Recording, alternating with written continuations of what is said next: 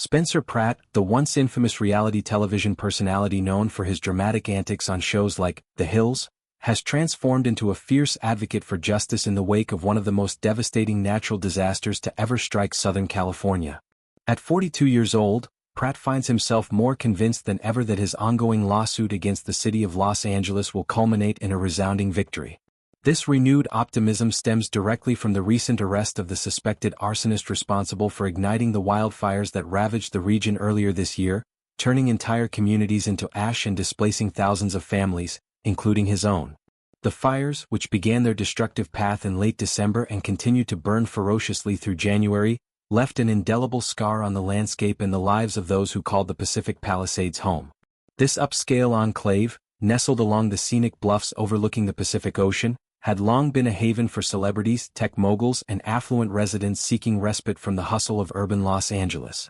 Pratt and his wife, the pop singer Heidi Montag, had built what they described as their dream life there. A sprawling home filled with the laughter of their two young sons, Gunnar, aged 8, and Riker, 3. The property was more than just bricks and mortar. It was a sanctuary where family traditions unfolded, from weekend barbecues in the sun-drenched backyard to quiet evenings watching the sunset paint the sky in hues of orange and pink. But in a matter of hours, that world was consumed by flames, leaving behind nothing but charred remnants and a profound sense of loss. The inferno, later identified as stemming from the Lockman fire, was no ordinary wildfire. It was a monster fueled by dry winds, overgrown vegetation, and what authorities now believe was deliberate human intervention. Uber driver Jonathan Rinderknecht, the man now in custody, faces charges of maliciously starting the blaze on New Year's Eve. What began as a seemingly containable spark quickly escalated into the most catastrophic fire in Los Angeles history, claiming 12 lives, destroying over 5,000 structures, and scorching more than 100,000 acres. Pratt's neighborhood was ground zero for much of the destruction, with homes reduced to skeletal frames and streets lined with the twisted metal of vehicles that once ferried families to school and work. The air was thick with smoke and the acrid smell of burning wood, a haunting reminder of nature's fury unchecked by human preparedness. In the immediate aftermath, as helicopters whirred overhead dumping water on the hotspots and firefighters battled exhaustion, Pratt and Montag joined forces with other displaced homeowners to file a class-action lawsuit against the Los Angeles Department of Water and Power, LADWP.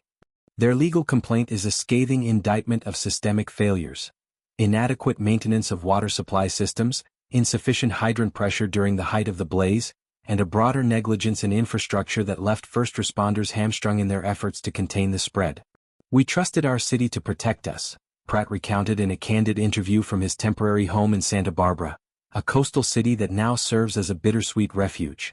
The move to Santa Barbara was not a choice but a necessity, a hasty relocation to ensure the safety of his children amid the uncertainty. There, amid palm-lined streets and the soothing crash of waves, Pratt has pieced together a semblance of normalcy, enrolling the boys in new schools, establishing routines around beach walks and home-cooked meals, but the shadow of the lost home looms large. The lawsuit's core argument hinges on the preventable nature of the disaster.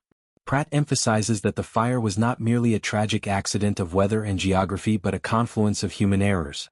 The initial spark, lit intentionally by Rinderknecht, should have been swiftly extinguished, yet it smoldered unchecked for a full week before reigniting with vengeance. "This arrest validates every point we've been making in court," Pratt asserts with a steely determination that contrasts sharply with his earlier persona as a tabloid fixture more concerned with feuds than fire safety. He points to lapses at every level of government, from local agencies failing to clear brush in Topanga State Park, a vast expanse of untamed wilderness abutting the Palisades, to state-level oversights that allowed the blaze to jump containment lines. The overgrown vegetation, critics argue, acted as a tinderbox, exacerbated by years of deferred maintenance due to budget shortfalls and policy priorities that favored urban development over wildfire prevention. Pratt's advocacy extends far beyond the courtroom. Leveraging his substantial social media following, millions of followers who once tuned in for glimpses of his quirky family life involving crystal healing sessions, hummingbird feeders, and Aruhan grocery hauls, he has turned his platforms into a megaphone for accountability. Posts that once featured heartwarming videos of Gunnar and Riker splashing in kiddie pools or Montag belting out original songs now alternate with impassioned rants against Governor Gavin Newsom and Los Angeles Mayor Karen Bass. He accuses them of negligence, painting a picture of leaders more attuned to political maneuvering than public safety. They let this happen, he declares, his voice laced with the raw emotion of a man who watched his father's home also succumb to the flames. The elder Pratt's property, a family heirloom filled with decades of memories, was another casualty, amplifying the personal stakes. One particularly bold move came in early August when Pratt jetted off to Washington, D.C., for a series of high-stakes meetings with federal officials. Rubbing shoulders with Attorney General Pam Bondi and other key figures, he laid out the grievances of Palisades victims, highlighting not just the fires but the controversial post-disaster proposals. Newsom's administration has floated plans to redevelop the burned-out areas with low-income housing, a move decried by locals as insensitive to the neighborhood's character and a potential magnet for further urban strain. Pratt's D.C. trip was a calculated escalation, blending grassroots fury with national attention. Back in California, he has taken to hawking branded merchandise, like baseball caps emblazoned with the slogan, "Newsom will not be president," as a cheeky yet pointed jab at the governor's rumored White House ambitions. Yet, for all his firebrand rhetoric, Pratt insists he's no political crusader. "I'm not out here waving flags or marching in protests," he clarifies. "My home burned down. 12 people died. My kids lost their playgrounds, their routines, everything.